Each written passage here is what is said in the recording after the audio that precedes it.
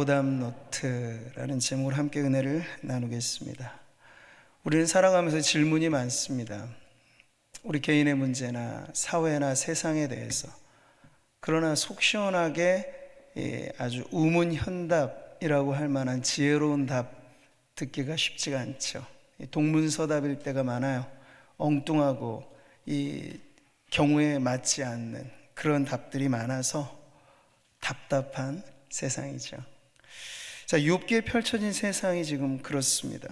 고난이라고 하는 문제에 답을 찾기 어려워하는 이 주인공 욥에게 대해서 그의 위로자들은 일순간 대적자로 바뀌고, 욥기의 몸통부를 차지하는 중요한 본론은 1대3으로 싸우는 설전이 되어버립니다. 자, 모든 시대, 모든 사람들에겐 이 지구가 잡아끄는 힘을 중력이라고 하잖아요. 오늘도 우리가 땅에 발을 딛고 살 수밖에 없는 이유는 그 힘이 너무 세기 때문인데, 우리 몸만 그렇게 되어지는 것이 아니라 사람들의 사고방식 속에는요, 인과응보라고 하는 이 가치 체계가 아주 강력하게 작동한다는 걸 알 수 있어요.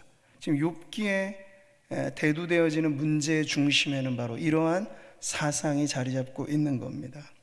쉽게 말하면 아니 땐 굴뚝에 연기 나겠어, 다 이런 거죠. 물론 대개의 경우는 그 인과 법칙에 따라서 원인에 따른 결과가 나옵니다. 그런데 결과만을 보고 원인을 추측해내면서 때로 사람들은 생사람을 잡을 수도 있다는 걸 모르는 거죠. 단순한 논리로 선과 악의 이분법만 가지고 이 사회나 인생의 문제를 대입해 볼 때 바로 우리는 이러한 문제를 왕왕 일으키게 된다는 것이에요. 예로부터 읽혀온 동양의 고전 중에 명심보감이라는 교양서가 있는데요, 마음을 밝히는 보배로운 거울이라 불려지는 이 교양서는 권선징악의 윤리를 철저하게 가르치는 계몽적인 책이라고 할 수 있습니다. 그래서 이 책의 첫 번째 편이 다름 아닌 개선편이에요. 무엇인가 선한 행실을 이어가라 하는 거예요. 그래서 그 첫 구절도 공자의 가르침을 내세우죠. 이렇게 선을 행하는 자에게는 하늘이 복으로써 갚으며 선하지 못한 자에게는 하늘이 이를 화로써 갚느니라. 이런 가르침이 주류를 이루는 거예요. 근데 이게 유교적인 사상이기만 한 게 아니고 불교도 마찬가지. 세상의 종교는 대부분 여기에 매여 있고 동양이나 서양이나의 차이도 사실 크지는 않습니다. 자, 근데 오늘 우리가 욥기를 다시 한번 대할 때 이런 단순 논리로만 성도들이 접하는 고난의 문제를 풀 수 있을까? 없다는 거예요. 그리스도의 고난으로 풀려질 수밖에 없는, 다르게 말하면 그리스도의 고난이 아니면 풀 수 없는 인간의 비참에 대해서 욥기는 가르치려 하는데, 여기에 등장하는 이들은 자꾸만 세상의 논리, 인간의 지혜를 가지고 그걸 풀려고 하니 싸움만 일어나게 되는 걸 우리가 보게 되는 거죠. 자, 지난 시간까지는 엘리바스와 욥의 1차전, 전체 제가 욥기의 설전이 8라운드라고 했죠. 8번에 걸친 공박이 일어납니다. 근데 엘리바스가 잠시 물러나고 욥에게는 쉴 틈 없이 두 번째 인물 빌닷이라고 하는 인물이 등장해서 그와 2라운드 경기를 지금 펼치게 되는 상황인 거예요. 여기서 우리는 고난에 대한 인간의 잘못된 관념, 즉 고난의 오답 노트라 말할 수 있는 그 내용을 통해서, 그렇다면 진정 우리가 고난에 대한 어떤 이해를 성경적으로 가져야 하겠는가 하는 것을 함께 살펴보도록 하겠습니다. 오늘 1, 2절 말씀 다시 보도록 하시죠. 수아 사람 빌닷이 대답하여 이르되 내가 어느 때까지 이런 말을 하겠으며 어느 때까지 내 입의 말이 거센 바람과 같겠는가. 지금 두 번째 저격수로 등장한 수아 사람 빌닷, 그는 등장하면서부터 몰아세우죠. 네가 어느 때까지 그는 더 이상 욥의 말을 참아줄 수 없다. 인내의 한계를 표출하는 겁니다. 그는 욥이 거센 바람같이 말한다고 하지만 그 자신 역시도 욥을 사나운 광풍 같은 말로 코너에 몰아넣고 있는 거예요. 3절을 보세요. 하나님이 어찌 정의를 굽게 하시겠으며 전능하신 이가 어찌 공의를 굽게 하시겠는가. 그럴 수 없느니라. 이제 이걸 강조하는 건데, 지금 빌닷은 곧바로 하나님에 대한 자기의 신념을 이렇게 선언하는 겁니다. 자기가 듣기에 욥은 지금 불의한 말로 하나님께 불평을 연발하고 있어요. 그래서 빌닷은 내가 좀 나서서 하나님을 변호해야겠다 하는 사명감에 고취돼서 하나님은 이런 분이셔 라고 선언을 한 거야. 근데 빌닷이 말하는 하나님은 어떤 분입니까? 정의의 하나님, 공의의 하나님으로 등장하는 거예요. 여러분, 그리스 로마 신화에 보면 정의를 상징하는 정의의 여신, 이 디케라고 하는 여신이 등장을 하는데, 보통 법원 앞에 조형물로 많이 만들어져 있는 모양이죠. 그래서 한 손에는 칼을 들고 한 손에는 천칭저울을 들고 있는 여인의 형상을 하고 있습니다. 이 칼은 법의 권위를 나타내고 이 저울은 법의 공정함을 상징하는 거죠. 자, 이러한 형상화된 신화의 이야기가 그리스 로마에서 이제 이 로마 시대를 지나면서 유스티치아라는 이름으로 바뀌어지는데, 라틴어로 그 말이 곧 오늘날 우리가 영어권에서 사용하는 정의, 저스티스라고 하는 것의 어원을 나타내고 있습니다. 자, 하나님을 알지 못하는 세상 사람들의 논리 속에는 바로 정의와 공의의 개념은 분명하게 서 있기는 해요. 공평해야 된다, 애누리 없다, 법 앞에는. 그래서 이 여신상의 어떤 경우에는 눈을 가리기도 해요. 사람 봐주지 마라, 이런 의미를 담고 있다고도 하는 건데요. 근데 이런 관념으로 이제 하나님을 생각하는 거죠. 하나님의 정의와 이 공의도 누구에게나 공명정대하고 치우침이 없다, 일면 틀리지는 않는 말입니다. 그런데 빌닷과 같은 사람이 하나 놓치고 있는 게 있어요. 성경이 우리에게 가르쳐주는 하나님은 공의와 정의의 하나님이시지만 또한 그분은 은혜와 사랑의 하나님이시다 하는 사실을 그는 놓치고 있는 거죠. 특별히 바울이 로마서에서 강조하는 복음에 나타난 의, 하나님의 의라고 하는 건 바로 이러한 말씀에서 아주 분명하게 뜻을 갖습니다. 같이 보시죠. 이제는 율법 외에 하나님의 한 의가 나타났으니 율법과 선지자들에게 증거를 받은 것이라. 곧 예수 그리스도를 믿음으로 말미암아 모든 믿는 자에게 미치는 하나님의 의니 차별이 없느니라. 모든 사람이 죄를 범하였음에 하나님의 영광에 이르지 못하더니 그리스도 예수 안에 있는 속량으로 말미암아 하나님의 은혜로 값없이 의롭다 하심을 얻은 자 되었느니라. 아멘. 이게 바로 복음에 나타난 하나님의 의라는 거예요. 세상 사람들도 알고 있는 바, 사랑 없는 정의는 잔인할 뿐입니다. 은혜 없는 공의는 냉정한 것 외에는 없어요. 근데 여러분, 우리가 믿는 바 하나님 어떤 분이시죠?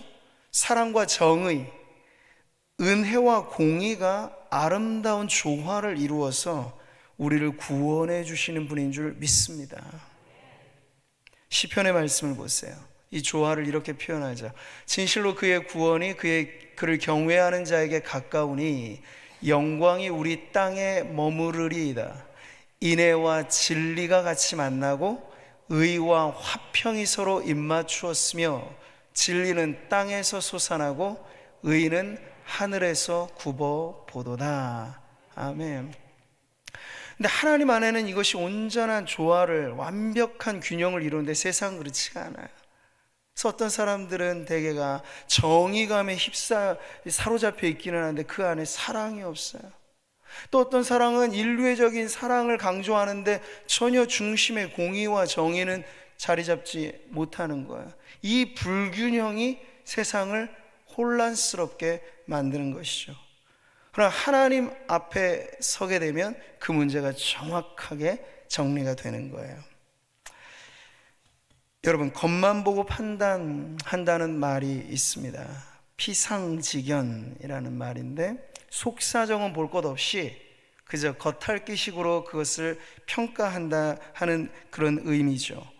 지금 우리는 빌닷의 그 입에서 나오는, 듣기에는 참 좋은 말인데 그게 전혀 상처받은 욥의 마음에 치료제가 되지 못하는 쇠기의 경읽기식으로 그렇게만 들려지는 말이 왜 되었는가에 대한 원인을 보고 있는 것이에요. 근데 우리도 사실 빌닷과 크게 다르지 않은 연약한 인생이라고 하는 걸 또 오늘 말씀은 가르쳐 줍니다. 고난 앞에 인간은 무엇을 배워야 합니까? 겸허한 침묵을 배워야 합니다. 고난은 우리로 하여금 말 많은 세상에 말 줄임표를 주는 거야.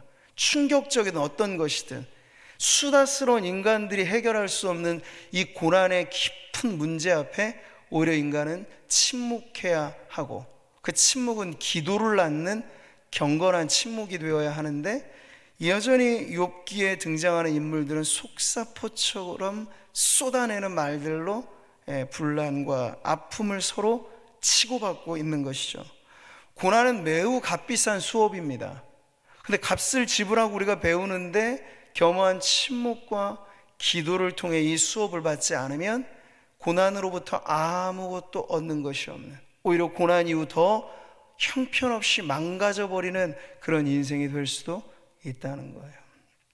너희 중에 고난당하는 자가 있느냐? 그는 어떻게 하라고요? 그는 기도할 것이요. 이 기도라고 하는 게 바로 겸허한 우리의 영혼의 속 깊은 탄식이라고 할 수 있는 거죠.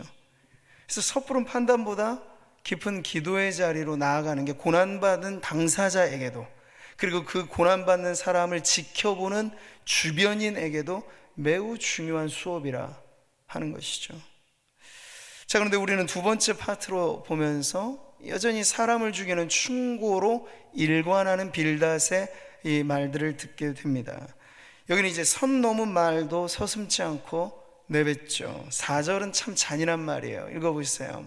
내 자녀들이 주께 죄를 지었으므로 주께서 그들을 그 죄에 버려두셨나니. 이게 무슨 말입니까? 자식 앞세운 참척의 고통 속에 짓눌린 욥을 2번 죽이는 말이에요. 부관참시라는 말을 들어보셨나요? 후대에 그 죄가 밝혀지면 무덤에 이미 죽은 사람도 파헤쳐서 참수에 처하는 아주 끔찍한 극형이죠. 근데 욥의 마음만 후벼 파는 말이 아니고 지금 이미 이른 나이에 비명횡사한 그 자식들을 파내서 또 한 번 죽이는 말과 같은 것입니다. 여러분, 욥기 자체는 욥의 고난도 그렇지만 자식들이 무언가 죄 때문에 죽었다라고 하는 것을 직결시키지는 않고 있어요. 그러니까 욥의 서두를 우리가 그래서 잘 눈여겨보아야 되는데 친구들은 그 앞부분을 모르는 거예요. 이 고난의 출처가 하나님의 신묘막측한 하늘의 계획 가운데 일어났다는 걸 알 길이 없으니까 그들은 나타난 결과만 보고 원인을 추측하기를, 그래 니네 뭔가 죄 지은 게 있어서 이렇게 망해버린 거야 라고 단선적인 평가를 내려버리는 거죠. 빌닷은 지금 너무 확신에 차서 욥의 자식들을 대역 죄인 취급을 한 겁니다. 한꺼번에 그렇게 비참하게 죽을 리가 있나, 뭔가 끔찍한 죄를 지었던 게 분명해 라고 말하는 것이죠. 우리는 물론 죄의 모든 죄의 근본 원인, 죄의 삭슨 사망이라고 하는 말씀을 믿습니다. 그런데 여러분, 지금의 상황에서 빌닷이 욥에게 할 말은 아닌 거예요. 지금 이 말은요. 근데 여러분, 빌닷의 이 선 넘은 말은 계속 이어집니다. 5절과 6절로요. 내가 만일 하나님을 찾으며 전능하신 이에게 간구하고 또 청결하고 정직하면 반드시 너를 돌보시고 내 의로운 첫소를 평안하게 하실 것이라. 여러분, 이 구절만 딱 띄워놓고 보면 이게 얼마나 은혜롭게 사실 들립니까? 아, 이렇게 하면 하나님 우리를 회복시켜 주시겠구나. 여러분, 이 말이 누구에게서 나왔는지가 더 중요해요. 지금 빌닷에게서 이 말들이 지금 나오고 있다는 걸 우리는 주의 깊게 들어야 됩니다. 이 말인즉 욥, 그대 당신도 자식들처럼 망하지 않으려면 아직 목숨이 붙어 있을 때 기도 열심히 해야 됩니다. 그리고 회개할 것 있으면 정결하고 정직한 삶을 살려고 노력해야 해요. 그러면 하나님이 당신에게 복을 주실 겁니다. 지금 이렇게 말을 하는 거예요. 얼핏 들으면 좋은 겉면처럼 들리겠지만 이건 욥에 대한 판단과 정죄가 이렇게 우회적으로 표현된 말에 지나지 않죠. 그러면서 이제 우리는 성경에서도 아주 유명한, 성도들이 꽤나 좋아하는 성구를 만납니다. 7절이죠.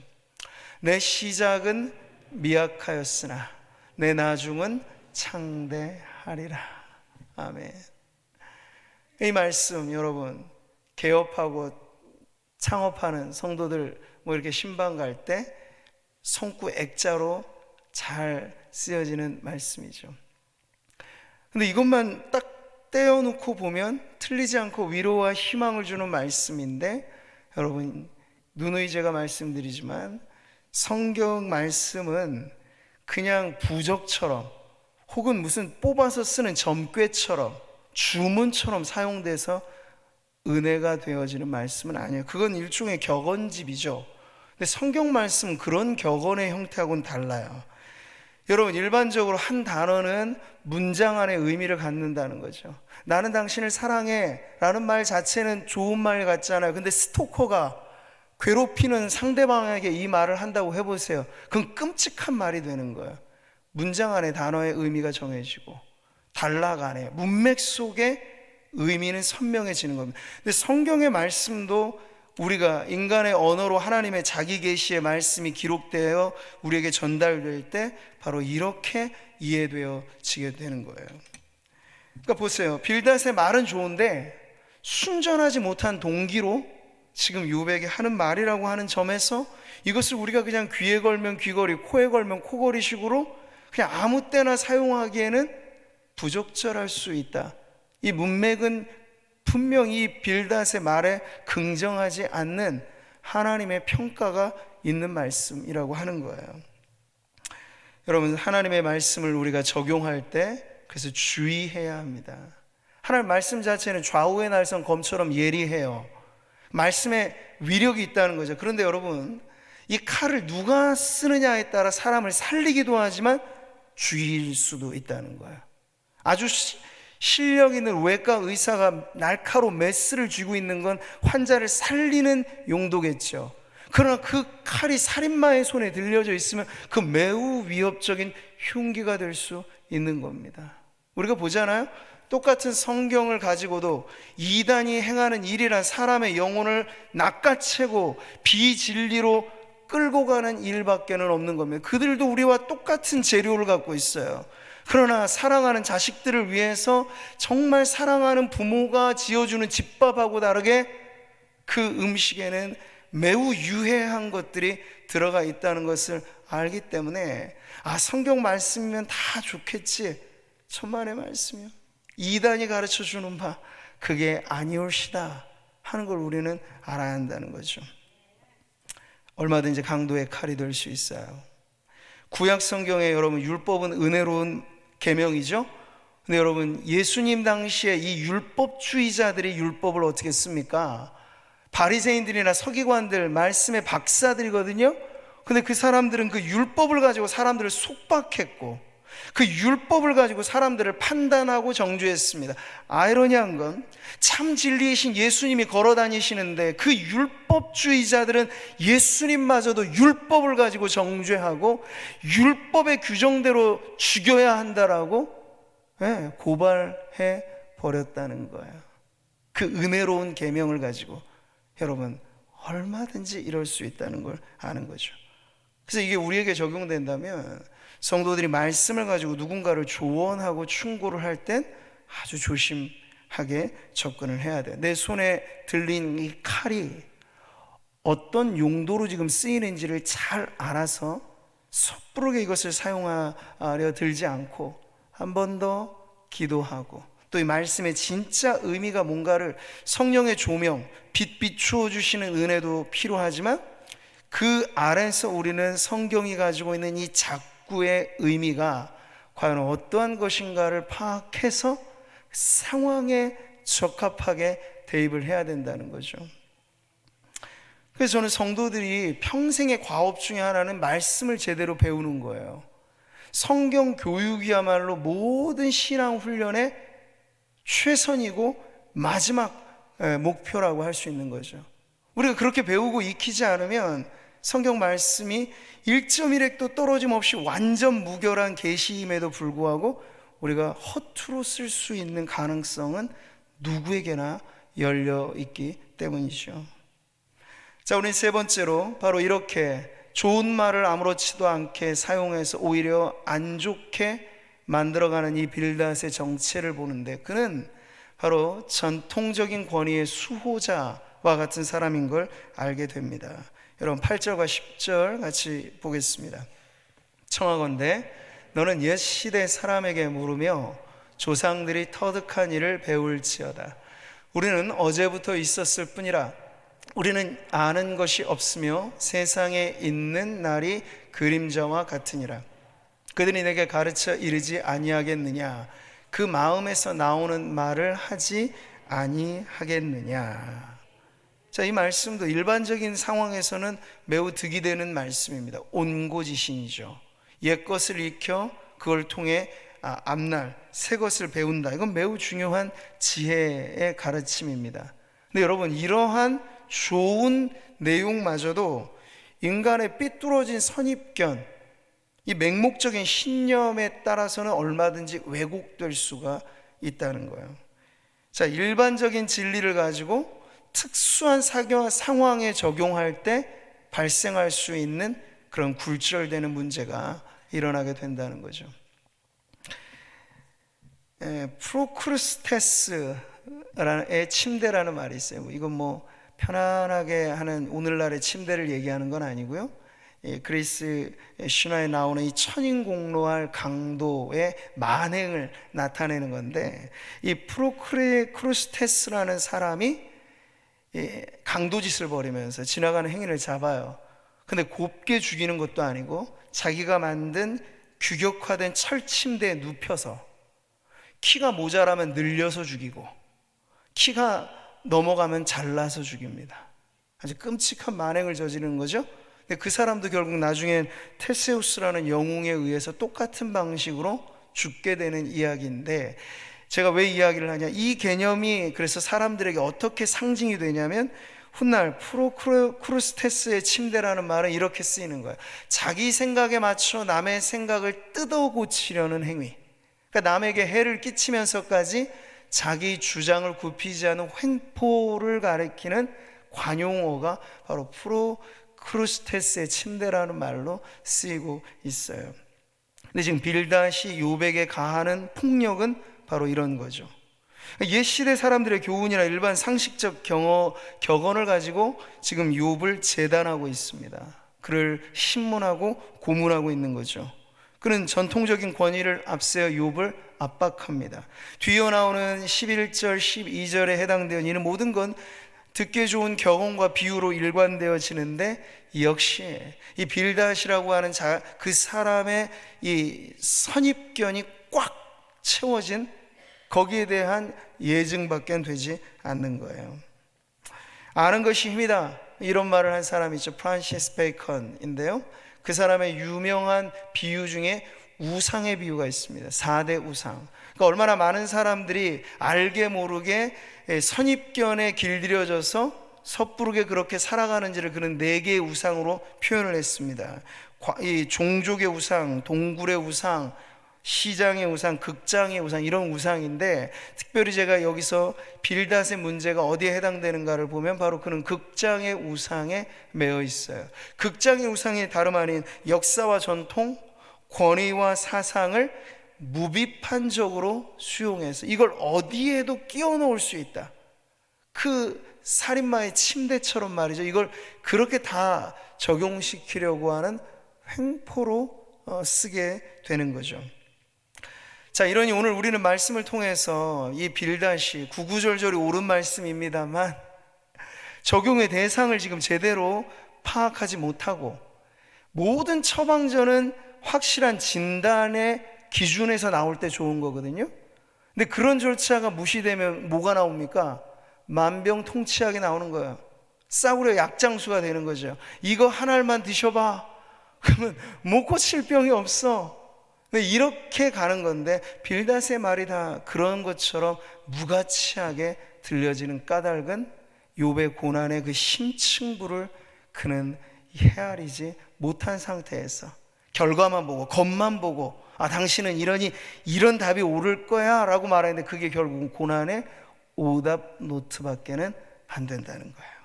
자, 그래서 우리는 네 번째로 이 고난의 오답 노트를 통해서 무엇을 배워야 하는가, 빌닷이라고 하는 반면교사를 통해서 우리는 무엇을 배워야 하는가로 살펴보게 되는 거죠. 바둑을 하거나 장기를 둘 때 말이에요, 선수끼리만 하는 게 아니라 옆에 사람들이 많이 참관하죠. 그럴 때 훈수꾼들이 있게 말해요. 훈수 두는 사람이 바둑 기사보다 더 잘 둘 것 같이 말을 해요. 그런데 절대 그렇지 않죠. 그러니까 훈수라고 하는 건 언제든지 자신이 실전에 임하기 전까지는 모든 걸 척척박사식으로 아는 것처럼 얘기되지만, 그게 실제로 경기에 임한 사람에게는 그런 잔소리와 같이 들리는 무의미한 소리일 경우가 많습니다. 자, 욥의 고난에 끼어들어 훈수를 두고 있는 빌닷을 보세요. 그는 스스로 정답이라고 생각한 그것이 실제로 욥의 고난에는 이해되거나 해석하거나 적용되지 못하는 허무한 소리들밖에는 아니라는 걸 보는 거죠. 좋은 약은 입에 쓴 법이라, 맞죠? 들어서 꼭 우리가 달콤한 말로만 위로를 주는 건 아닙니다. 듣기에 가슴 아픈 말씀도 우리는 때로 우리의 영혼의 치유제가 된다는 걸 알아요. 근데 여러분, 그러한 내용조차도 지금 빌닷에게는 적용이 잘 어렵습니다. 왜냐하면 그런 진단에서부터 잘못된 길을 걷고 있기 때문에, 그가 아무리 번드르르한 처방전을 써줘도 그건 욥의 고난의 적용점이 되지 못한다 하는 걸 드러내는 거죠. 자, 우리는 이 빌닷이 쓴 고난의 이 오답 노트를 통해서 첫 번째 이걸 배우는 거예요. 13절을 보세요. 하나님을 잊어버린 자의 길은 다 이와 같고 저속한 자의 희망은 무너지리니. 누가 그렇다는 거야? 욥이 그렇다는 얘기야. 이 말에는 이미 욥에 대한 평가가 있죠. 당신 욥 지금 하나님을 저버리고 있어요. 하나님을 잊어버리고 있으니 지금 이렇게 비참하게 패가 망신하고 있는 거요 하면서 쏘아붙이는 겁니다. 근데 빌닷이 모르고 있는 게 있어요. 고난은 역기능적이기만 한 것이 아니고 고난에 순기능이 있다는 걸 빌닷은 자신의 경험, 오래된 전통의 그러한 가르침을 통해서도 깨닫지 못하고 있는 거죠. 자, 욥뿐만 아니라 여러분, 성경의 많은 인물들이 실제로 하나님을 경외하고 확고한 믿음, 빌닷이 말한 것과는 정반대로 그러한 사람들임에도 불구하고 실패와 고통으로 얼룩진 인생을 살았다는 것이 가장 강력한 증거이죠. 꼭 그 사람의 죄 때문이라고 꼬집어서 성경은 가르치고 있지 않아요. 그것을 능가할 만한 깊은 고난의 문제가 있다는 것을 성경의 많은 사람들이 증언해 주고 있는데, 이게 바로 고난의 순기능이다 하는 거죠. 고난당한 것이 내게 유익이라. 어떻게 이렇게 말씀할 수 있겠어요? 고난이 가져다주는 그 순기능이 있기 때문이죠. 같이 읽어볼까요? 이로 말미암아 내가 주의 율례들을 배우게 되었나이다. 아멘. 자, 또 하나 빌닷이 쓴 고난의 오답 노트는 바로 이것입니다. 하나님은 순전한 사람을 버리지 아니하시고 악한 자를 붙들어 주지 아니하심으로. 여러분, 이 말씀도 매우 단편적으로 보이는 것이죠. 그런데 여러분, 빌닷은 한 인생에 대한 이해도 깊지 못했지만 현실 세계에 대한 관찰도 정확하지 못했어요. 그게 무슨 말인가요? 우리가 살아가는 현실 세계에서 착한 사람 복 받고 나쁜 사람 벌 받는다, 이 권선징악이라고 하는 단순 논리가 얼마든지 비껴날 수 있다는 걸 우리는 보게 되는 거예요. 성과 악의 이분법, 인과응보식의 형벌과 보상 논리, 그것으로 이해할 수 없는 세상의 가득한 문제들을 우리는 알 수 있습니다.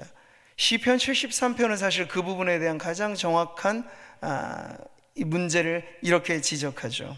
이는 내가 악인의 형통함을 보고 오만한 자를 질투하였음이로다. 그들은 죽을 때에도 고통이 없고 그 힘이 강건하며 사람들이 당하는 고난이 그들에게는 없고 사람들이 당하는 재앙도 그들에게는 없나니. 이게 그냥 꾸며낸 말이 아니고 믿음의 성도가 믿지 않는 불신 세상을 보았을 때도 이런 부조리가 너무나 많다는 얘기예요. 그것 때문에 시험에 들어버렸다는 얘기예요. 근데 물론 그는 하나님에게 답을 듣죠. 이 찰나와 같은 세상 지나가는 날, 하나님의 영원하신 심판 앞에 그것이 어떤 의미가 있겠는가를 깨닫고 나서는 그는 이 문제에 대해서 자유해집니다. 그러나 그 전까지는요, 예수 잘 믿는 사람이 왜 고난을 받아야 될까? 예수 잘 믿는 사람의 사업이 왜 이렇게 실패해야 될까? 예수 잘 믿는 성도가 왜 병 걸려서 아파야 될까? 이게 다 그냥 단선적인 죄 문제로만 답하는 건 쉬운 답이고, 얼마든지 그것과는 다른 측면에서 고난의 순기능과, 그리고 반대 측면에서 예수 그렇게나 안 믿는 사람이 승승장구하는 그 세상의 현실에 대해서 우리가 그럴 수 있구나, 그러나 그게 끝은 아니구나, 이거죠. 그러니까 우리가 지난 시간에도 본향 찾는 나그네라 살았던 아브라함의 믿음을 보았잖아요. 세상에서 다 결판 나지 않습니다. 세상에서 누리고 세상에서 얻는 것으로 성적표가 다가 아니고 그 모든 것을 하나님 앞에 계수할 날이 있을 거예요. 그러면 그날에 이르러서 사람들의 평가와 다른 하나님의 그 평가 앞에 우리의 인생은 정확하게 규명이 될 텐데, 그때 말이에요, 남부럽지 않게 살아갔던, 그러나 실제 그의 삶은 불안당과 같고 사람들을 사기쳐서 부를 축적했던 그런 인생의 말로가 하나님 앞에서는 결국에 어떻게 될 것인가는 이 세상에서 다 판가름 나지 않을 수 있지만, 우리는 그게 끝이 아니요, 결국 하나님 앞에 만물의 모든 것이 밝히 드러나게 될 그날이 있음을 믿을 때 이것에 당황하지 않고 현실 세계의 부조리라고 하는 것을 넘어서 하나님의 공의와 사랑으로 완성되어지는 하나님의 구원을 우리는 더욱더 붙들고 이 세상을 살아갈 수 있을 것입니다. 자, 성도들은 이 오답 노트에서 무엇을 배웁니까? 성도들은 단순한 이분법, 이 초보적인 인과응보만이 아니라 이보다 깊은 무엇을 배워야 한다고요? 약함의 은혜. 할렐루야. 약함의 은혜, 이게 뭔가요, 여러분? 빌닷이 말한 것을 틀어보면 나와요. 순전한 믿음의 사람이 과연 고난을 당하겠는가? 빌닷은 의문을 제기하잖아요. 그럴 수 없다. 하나님은 이 사람 성공하게 하고 복 주실 거다. 근데 여러분, 약함의 은혜를 아는 성도는 순전한 믿음의 사람도 고난을 겪는다 하는 거예요.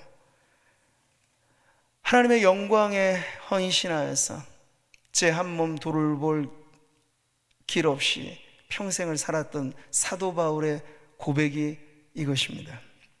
그러므로 내가 그리스도를 위하여 약한 것들과 능욕과 궁핍과 박해와 곤고를 기뻐하노니 이는 내가 약한 그때의 강함이라. 할렐루야. 이 말씀을 빌닷과 같은 세계관으로 똘똘 뭉친 사람들이 어찌 이해할 수 있겠어요? 네. 능욕을 어찌 자랑하고 박해와 공고를 어찌 자랑할 수 있겠습니까만, 약함이 곧 은혜라 는 이 진리는 그래서 역설이라고 하잖아요. 죽어야 살고 잃어야 얻고 낮아지면 높아지고, 기독교 복음이 가르치는 이 역설의 진리를 깨닫게 되면 약해요. 근데 약한 것이 아니에요. 죽어요. 그런데 죽는 게 아니에요. 그 놀라운 은혜의 신비를 고난을 통해서 깨닫게 된다는 것이죠. 여러분, 이제 우리가 다가올 고난주간을 앞두고 그리스도의 십자가를 바라볼 때, 비아돌로로사, 그 십자가의 길을 우리가 묵상할 때 순전히 주님은 그 약함의 은혜를 우리들에게 나타내 주신 분이에요.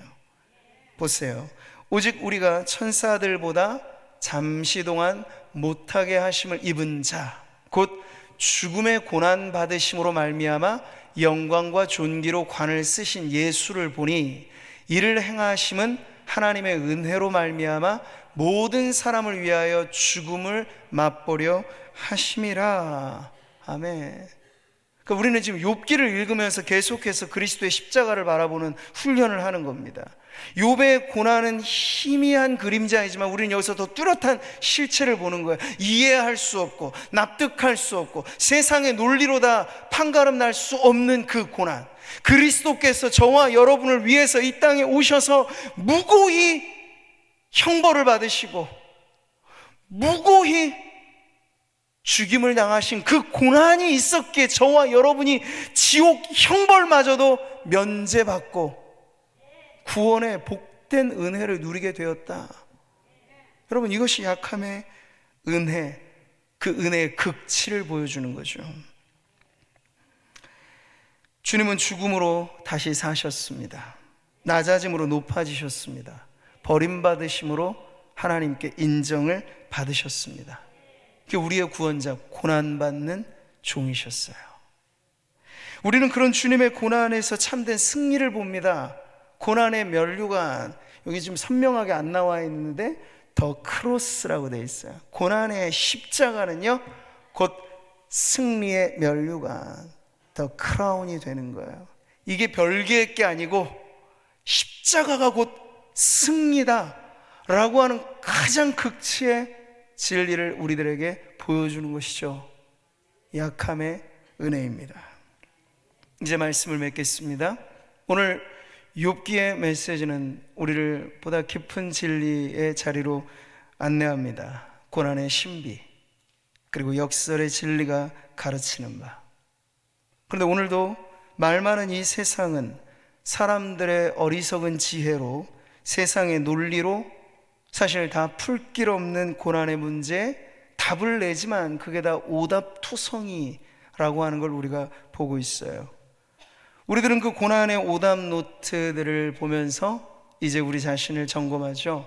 우리 자신의 한계를 깨닫고, 그래서 다시 복음 앞에, 십자가 복음 앞에 나아가서 우리의 고난의 답은 하나님의 지혜로서 풀어진다 라고 하는 그 사실 앞에 겸허하게 또 기도하면서 나와 너, 우리 모두의 고난의 문제를 그 십자가 앞에 올려놓는, 거기서 정답과 해답을 얻는 우리 성도님들 되시기를 주님의 이름으로 축복합니다.